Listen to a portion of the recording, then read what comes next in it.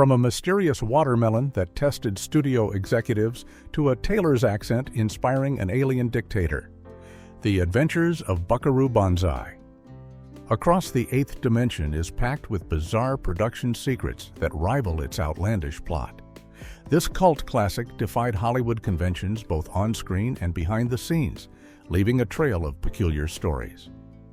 Here are 15 weird facts you didn't know about the Adventures of Buckaroo Banzai. Across the Eighth Dimension. Fact 1. Tom Hanks was rejected as 2TV. Before Peter Weller put on the red glasses and stepped into the role of Buckaroo Banzai, the producers had their sights set on a young actor who was just beginning to make waves in Hollywood, Tom Hanks. This was 1984, and Hanks had recently starred in the romantic comedy Splash, which had done well at the box office. The creative team behind Buckaroo Banzai thought he would be perfect for the role of the genius physicist, neurosurgeon, rock star adventurer. However, the studio executives had other ideas, and their reasoning reveals just how differently Hollywood operated in the early 1980s. The executives rejected Hanks outright because they considered him primarily a television actor, not a genuine movie guy who could carry a theatrical release. At that time, Hanks was best known for his work on the sitcom Bosom Buddies, which had aired from 1980 to 1982. In the minds of studio decision-makers, there was a rigid boundary between television actors and film actors, and crossing that line was seen as risky for a project that already had an unconventional script and ambitious scope. The irony of this decision is staggering when you consider that Tom Hanks would go on to become one of the most successful and beloved actors in cinema history, winning back-to-back Academy Awards just a decade later. But in 1984, the entertainment industry's narrow thinking meant that Hanks wasn't even given a chance to audition for a role that might have taken his career in an entirely different direction, and the film ended up searching elsewhere for its leading man. Fact 2. Michael Keaton refused a 3-picture deal. After Tom Hanks was rejected by the studio, the producers turned their attention to another rising star who seemed like an ideal fit for the eccentric hero, Michael Keaton. By 1984, Keaton had already demonstrated his versatility and charm in films like Night Shift and Mr. Mom, and he had the kind of offbeat energy that seemed perfect for the world of Buckaroo Banzai. The producers were enthusiastic about bringing him on board, and they approached Keaton with an offer that would have locked him into the franchise for the long term. However, this is where the deal fell apart. The studio wanted Keaton to commit to a 3-picture contract, meaning he would be obligated to appear in not only the first Buckaroo Banzai film, but also in 2 sequels that were already being planned before a single frame of the original had been shot. This was a common practice in Hollywood when studios believed they had a potential franchise on their hands, but it was also a risky commitment for an actor whose career was just gaining momentum. Keaton and his representatives carefully considered the offer, but ultimately decided to pass on the role. They didn't want to tie up his career for several years with a character and franchise that was unproven and highly experimental. It was a calculated decision that prioritized flexibility and creative freedom over the security of a guaranteed multi-film deal. Looking back, it's easy to see why Keaton's team made that choice. Buckaroo Banzai turned out to be a commercial failure that never spawned the planned sequels, while Keaton went on to star in Beetlejuice and Batman just a few years later, roles that made him a household name. Fact 3. The watermelon was a test for executives. One of the most memorable and bewildering moments in the Adventures of Buckaroo Banzai across the Eighth Dimension occurs when Buckaroo climbs out of his jet car after successfully traveling through solid matter, and for no apparent reason, there's a watermelon sitting in the back seat. The film never explains how it got there, why it's there, or what it means, and this deliberate mystery has puzzled audiences for decades. However, the watermelon wasn't just a random surrealist touch. It was actually a calculated test by the filmmakers to see whether studio executives were paying attention to what they were doing. During production, director W.D. Richter and his team were dealing with studio interference and constant oversight from executives who wanted to monitor every creative decision. The filmmakers grew frustrated with this micromanagement and decided to conduct an experiment to see if the executives were actually watching the daily footage they were being sent. they deliberately inserted the completely unexplained watermelon into the scene and waited to see if anyone from the studio would call to ask what it was doing there or demand an explanation for such a bizarre detail. Days passed and then weeks, but no one from the studio said a word about the watermelon. The executives either weren't watching the dailies closely enough to notice, or they noticed but were too confused or intimidated to ask questions about it. Either way, the filmmakers took this silence as confirmation that they had more creative freedom than they initially thought. The watermelon stayed in the film, and it became one of the most iconic and debated elements of the entire movie, proving that sometimes the strangest artistic choices come from behind-the-scenes gamesmanship rather than pure creative inspiration. Fact 4. Lithgow's accent came from a tailor. John Lithgow's performance as the villainous Dr. Emilio Lizardo, whose body is possessed by the evil alien John Horfin, is one of the most memorable aspects of the film, largely due to the bizarre accent he uses throughout. The accent doesn't sound quite Italian, doesn't sound quite anything else, and yet it's strangely captivating and fits perfectly with the character's unhinged personality. What many viewers don't realize is that Lithgow didn't create this accent out of thin air or base it on traditional dialect work. He copied it directly from a real person he met on the Fox studio lot. That person was Roberto Terminelli, a tailor who worked at the studio and spoke with a distinctive Italian accent that Lithgow found fascinating. Rather than simply mimicking what he heard in passing conversations, Lithgow went to extraordinary lengths to capture Terminelli's voice authentically. He asked the tailor if he would be willing to help him prepare for the role, and Terminelli agreed. Lithgow then had Terminelli read through all of Dr. Lizardo's dialogue from the script while he recorded him, capturing every inflection, emphasis, and peculiarity of the tailor's natural speech patterns. Lithgow studied these recordings intensively, practicing until he could replicate not just the general sound of the accent, but the specific rhythms and musicality of Terminelli's voice. The filmmakers were so impressed with the work that Terminelli had contributed, even though he was never on camera, that they gave him an official credit in the film as a dialect coach. This unusual collaboration between an actor and a studio tailor resulted in one of the most distinctive vocal performances in 1980s cinema, proving that inspiration can come from the most unexpected sources when actors are willing to look beyond conventional research methods. Fact 5. Red glasses nearly shut down. Production. The red-rimmed glasses that Buckaroo Banzai wears throughout the film became an iconic part of the character's look, but they almost caused the entire production to be shut down due to a bizarre conflict with studio executives. The problem wasn't about the design of the glasses themselves. It was about how often they appeared on screen and whether they violated some unwritten rule about character accessories in action films. Studio executives became fixated on the glasses and decided that they were being featured too prominently, arguing that they made the character look less heroic or that they distracted from the actor's face. The situation escalated to the point where the studio threatened to halt filming unless the production team agreed to limit how many times the glasses could appear in the movie. To enforce this restriction, the studio assigned an assistant to monitor the daily footage and count every instance where the glasses appeared on screen. This created massive confusion and tension on set because no one could agree on what constituted a single use of the glasses. Did it count as one use per scene, or every time they appeared in a new shot? What if Buckaroo took them off and put them back on within the same sequence? The lack of clarity about these rules meant that the production team was constantly worried they were violating the agreement without knowing it, and they feared that at any moment the studio might make good on their threat to shut everything down. Director W.D. Richter and his crew had to navigate this absurd situation while trying to maintain their creative vision for the character. Eventually, the production managed to continue, and the glasses remained a central part of Buckaroo's appearance. But the incident demonstrated just how bizarre and arbitrary studio interference could become during the making of this already unconventional film. Fact 6. The character was almost Buckaroo Bandy.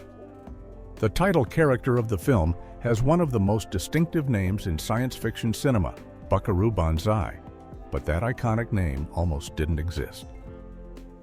In the earliest drafts of the screenplay written by Earl MacRauch, the character was called Buckaroo Banzai, with a D instead of a Z.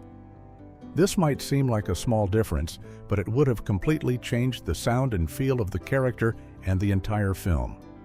The name Bandy has a more old-fashioned, Western-sounding quality, almost like something out of a 19th century dime novel, while Banzai has a more exotic international flavor that better captures the character's unique blend of American and Japanese heritage. The change from Bandy to Banzai didn't come from Rauch himself. It came at the insistence of director W.D. Richter, who felt strongly that the original name wasn't quite right for the character they were creating.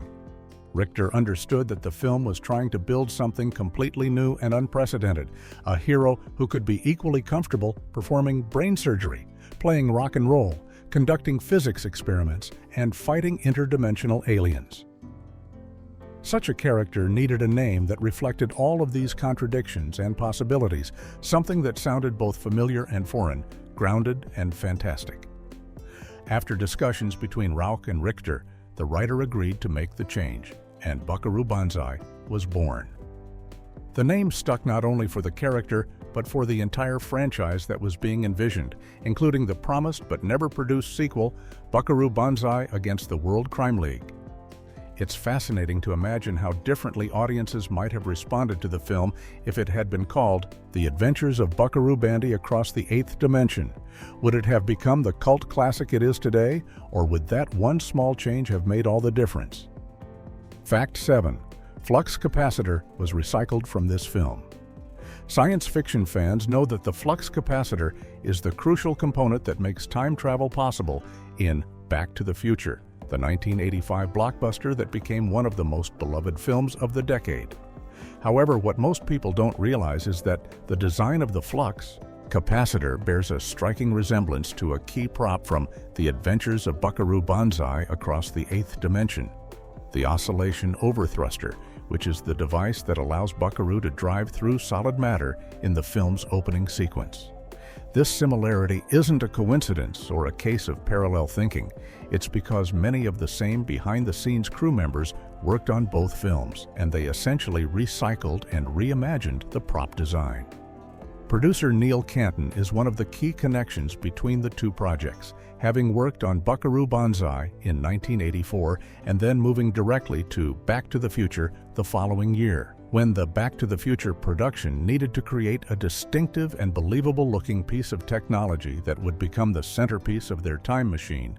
The design team looked back at what they had already created for the overthruster and used it as inspiration. The resulting flux capacitor, with its glowing lights and intricate mechanical appearance, captured a similar aesthetic of retro-futuristic science that had worked well in Buckaroo Banzai. This kind of practical recycling and cross-pollination of ideas was common in Hollywood, especially when the same creative professionals moved from project to project. But it's particularly interesting in this case because both devices serve as the technological heart of their respective films. While the flux capacitor went on to become one of the most recognizable props in cinema history, the oscillation overthruster remains a beloved deep-cut reference for cult film enthusiasts who appreciate the hidden connections between 80s science fiction classics. Fact 8. Box office bomb bankrupted the studio. Despite having an inventive premise, a talented cast, and ambitious production values, The Adventures of Buckaroo Banzai Across the Eighth Dimension turned out to be a devastating commercial failure that had severe real-world consequences for the people who financed it. The film was made with a budget of $17 million, which was a substantial amount for an independent production in 1984, especially for a film that wasn't based on established intellectual property and featured a relatively unknown lead actor. The producers and the studio hoped that the film's originality and genre-blending approach would attract audiences looking for something different from typical summer blockbusters, but that gamble failed spectacularly. When the film was released in August of 1984, it struggled to find an audience, and its theatrical run ended with a total domestic gross of only $6.3 million. This meant the film earned back barely more than a third of its production budget. And when you factor in marketing costs and theater splits, the financial losses were even more catastrophic. The company that had produced the film, Sherwood Studios, was hit so hard by this failure that it couldn't recover financially. The losses from Buckaroo Banzai directly led to the company going bankrupt and ceasing operations entirely. This was a tragic outcome for everyone involved because the film wasn't poorly made. It was actually well-crafted and imaginative, but it was simply too weird and unconventional for mainstream audiences in the mid-1980s. The bankruptcy of Sherwood Studios also meant that the planned sequel, which had been teased in the film's end credits, would never be made, at least not as a theatrical release. Over the years, the film found new life on home video and cable television, building a devoted cult following that appreciated its bizarre charm. But this redemption came too late to save the studio that had taken a chance on such an unusual project. Fact 9. Jamie Lee Curtis played Buckaroo's mother. Jamie Lee Curtis was already an established star by 1984, having made her name in horror films like Halloween, and then successfully transitioning to comedies like Trading Places. What most fans of the adventures of Buckaroo Banzai across the eighth dimension don't know is that Curtis actually appears in the film, though her scenes were cut before the theatrical release. She was cast to play Buckaroo's mother in a flashback sequence that would have provided backstory about the character's childhood and family history. The scene was filmed during production, with Curtis appearing alongside a young actor playing the child version of Buckaroo. And it was intended to add emotional depth to the character and help audiences understand what shaped him into the remarkable polymath he became. However, during the editing process, director W.D. Richter and his team decided that the film's pacing was dragging in places and that some of the exposition was slowing down the momentum of the story. The flashback sequence featuring Curtis was one of the casualties of this trimming, and it ended up on the cutting room floor before the film reached theaters. Most movies would completely erase such deleted footage from the final product, but in this case, eagle-eyed viewers can still catch a glimpse of Jamie Lee Curtis if they know where to look and have the right version of the film. In the widescreen edition of the movie, there's a brief moment inside the jet car where a photograph is visible on the dashboard. That photograph shows a woman who is actually Jamie Lee Curtis from the deleted flashback scene, serving as a tiny Easter egg for observant fans. This means that technically, Curtis does appear in the finished film, just not in the way she or anyone else involved in production originally intended, making her one of the movie's most unexpected hidden cast members. Fact 10. All evil aliens named John. One of the strangest and most consistent details in the adventures of Buckaroo Banzai across the eighth dimension is the naming convention used by the evil red lectroid aliens who serve as the film's antagonists. Every single one of these alien characters has adopted John as their first name when assuming human identities on Earth, creating a bizarre roster that includes John Wharfen, John Big Boot, John Smallberries, John Emdahl, John Gomez, and several others. At first glance, this might seem like a simple running gag, or a way to make the aliens seem more alien by having them fail to understand human naming diversity, but the film actually provides an in-universe explanation for this peculiar choice. According to the lore established in the script and supplementary materials, the red lectroids chose John as their universal first name, because it supposedly resembles their natural form of greeting when translated into English sounds. The comparison given is that it functions similarly to how people in Argentina might greet each other with Che, which isn't technically a name, but a familiar form of address. By all adopting this same first name, the red lectroids are essentially carrying their alien greeting custom into their human disguises, creating a verbal marker that identifies them to each other even when they're pretending to be ordinary Earth people. What makes this detail even more effective is that the film never pauses to explicitly explain this to the audience. It's simply presented as a fact of the world, and viewers are left to notice the pattern and figure out its significance on their own.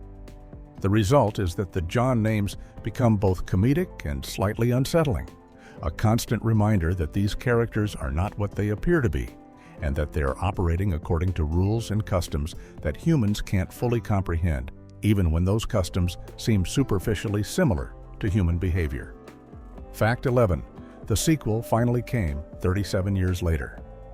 At the end of The Adventures of Buckaroo Banzai Across the Eighth Dimension, the credits promise that Buckaroo and the Hong Kong Cavaliers will return in Buckaroo Banzai Against the World Crime League. For decades, this seemed like one of the cruelest teases in cinema history. A sequel announcement for a film that had bombed at the box office and would never receive studio backing for a follow-up. Fans of the original film spent years hoping that somehow, against all odds, the promised sequel would materialize. But as the years turned into decades, it seemed increasingly clear that it would never happen. However, the story didn't end there, because Earl MacRauch, the writer who created the character and wrote the screenplay for the original film, never gave up on Buckaroo Banzai. Even though Hollywood had moved on and the chances of a theatrical sequel had vanished, Rauch continued to develop the world and the characters in his imagination. Finally, in 2021, a full 37 years after the original film was released, Rauch published Buckaroo Banzai Against the World Crime League as a novel. This wasn't a novelization of an unproduced screenplay. It was a fully realized 544-page literary work that continued the story exactly where the first film had left off. The novel follows Buckaroo and his team as they face a new threat from the mysterious World Crime League, delivering the adventure that had been promised in those end credits so many years before. For the devoted cult following that had kept the memory of the original film alive through decades of obscurity, the publication of this novel was a remarkable and unexpected gift. It proved that even when commercial failure kills a franchise in Hollywood, the creative spirit behind it can persist, and sometimes stories find a way to continue in new forms, even if it takes nearly 4 decades for that continuation to reach audiences. Fact 12. Alien Design.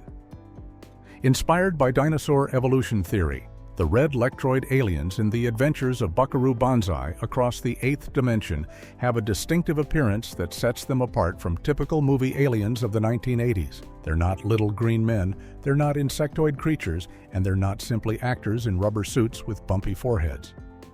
Instead, they have an unusual, almost reptilian quality to their features, with pronounced bone structure and an otherworldly yet somehow familiar look. This design wasn't just the product of random creative choices by the makeup and effects team. It was actually based on a specific scientific theory that was getting attention in paleontology circles at the time the film was being made. Canadian paleontologist Dale Russell had proposed a thought experiment called the dinosauroid concept, which asked what dinosaurs might have evolved into if they hadn't gone extinct 65 million years ago. Russell's hypothesis suggested that intelligent, upright walking dinosaurs might have evolved humanoid features, including larger brains, forward-facing eyes, and grasping hands, while still retaining some of their reptilian characteristics. The production designers and makeup artists for Buckaroo Banzai found this concept fascinating and decided to use it as the basis for their alien creatures. Rather than making the lectroids look like conventional science fiction aliens, they imagined them as beings from another dimension who had followed a similar evolutionary path to Russell's dinosauroid theory. The result is that the red lectroids have this uncanny quality where they're clearly not human, but they also don't look like typical alien monsters. They look like something that could have evolved naturally under different circumstances. This scientific grounding gave the aliens a unique credibility and helped the film's wild premise feel somehow more plausible, even as the plot ventured into increasingly absurd territory with interdimensional travel and alien invasions. Fact 13. Christopher Lloyd's improvised middle finger. Christopher Lloyd, who would become world famous the following year for playing Doc Brown in Back to the Future, appears in The Adventures of Buckaroo Banzai Across the Eighth Dimension as John Big Boot, one of the evil red lectroid aliens working alongside John Lithgow's John Wharfen. The character meets his end in the film's climactic sequence, and there's a memorable moment just before his death where Big Boot, with defiant alien rage, flips off John Wharfen with an extended middle finger. This crude gesture, coming from an alien character in the midst of their final defeat, is both shocking and darkly funny, but what makes it even more interesting is that it wasn't in the script at all. Christopher Lloyd came up with it on the spot during filming. The improvisation was pure Lloyd, an instinctive character choice that felt right in the moment and added an extra layer of personality to what could have been a straightforward death scene. What makes this moment even more special for fans who know to look for it is what happened immediately after Lloyd made the gesture. John Lithgow, who was supposed to maintain his menacing performance as the villain John Wharfen, couldn't keep a straight face. If you watch the scene carefully, you can catch Lithgow briefly breaking character and starting to laugh at Lloyd's unexpected choice. The moment happens quickly, and Lithgow recovers almost immediately, but it's there in the final cut of the film, a tiny crack in the performance that reveals the genuine surprise and amusement of one actor reacting to another's inspired improvisation. These kinds of unscripted moments are what make films feel alive and unpredictable, and they're especially valuable in a movie like Buckaroo Banzai, which thrives on unexpected tonal shifts and bizarre character moments. Act 14. Weller couldn't stop laughing at the accent. One of the most intense and disturbing sequences in the adventures of Buckaroo Banzai across the 8th dimension is the scene where Buckaroo is captured by the evil aliens and subjected to a brutal torture session while John Wharfen interrogates him. It's meant to be a dark, threatening moment that raises the stakes and puts the hero in genuine danger, but behind the scenes, filming this sequence turned into one of the most challenging experiences of the entire production for lead actor Peter Weller. The problem wasn't the physical demands of the scene or the special effects. It was John Lithgow's bizarre accent. Throughout the pre-production and early filming period, Weller had been working with Lithgow and had heard him speak normally in his natural voice, but he had never actually heard Lithgow perform his lines as Dr. Lizardo with the strange Italian-Martian dialect that would define the character. The torture scene was scheduled to be filmed relatively early in the production schedule, and it was Weller's first time hearing Lithgow deliver the dialogue in character with the full intensity of his performance and that utterly unique accent. The combination of Lithgow's committed villainy and the sheer absurdity of the voice he was using created an impossible situation for Weller, who was supposed to react with fear and defiance, but instead found himself struggling desperately not to burst out laughing. Take after take, Weller would manage to hold it together for a few lines, but then Lithgow would say something particularly outrageous in that accent, and Weller would crack up, ruining the shot. The crew had to pause filming repeatedly to let Weller compose himself and try again. Eventually, through sheer professional determination and multiple attempts, Weller managed to get through the scene while maintaining character, but it remained one of the most difficult acting challenges he faced during the entire production, proving that sometimes the hardest part of making a serious scene work is not breaking up when your talented co-star is being magnificently ridiculous right in front of you. Fact 15. End credits scene shot 6 months later. The final image of the adventures of Buckaroo Banzai across the 8th dimension has become iconic among fans of the film. Buckaroo and the entire Hong Kong Cavaliers crew walking together in slow motion, dressed in matching outfits as the credits roll and the promise of their next adventure appears on screen. It's a perfect ending that captures the camaraderie and confidence of these characters, suggesting that their adventures will continue forever regardless of whether audiences get to see them. However, this memorable sequence wasn't part of the original film at all. It was conceived and shot 6 months after principal photography had wrapped. When director W.D. Richter and his team finished filming the main story and assembled their first cut of the movie, they felt that something was missing. The ending they had filmed felt too abrupt, too small scale for a film that had built up such an elaborate world and promised future adventures. They wanted something that would feel more epic and triumphant, a visual statement that the team was ready for whatever challenges came next. So half a year after everyone had wrapped and moved on to other projects, the cast and crew were reassembled to film this additional walking sequence. The problem was that it had been so long since the original shoot that some details had been forgotten or lost, particularly regarding the costumes. If you watch the scene carefully, you'll notice that Perfect Tommy, played by Lewis Smith, somehow changes his wardrobe 3 different times during this single continuous walk. His shirt, jacket, and other clothing elements shift from shot to shot, a continuity error that reveals just how complicated it was to recreate the exact look from months earlier. Despite this technical imperfection, the scene works brilliantly and has become the definitive ending of the film, proving that sometimes the best creative decisions happen long after a production has officially finished.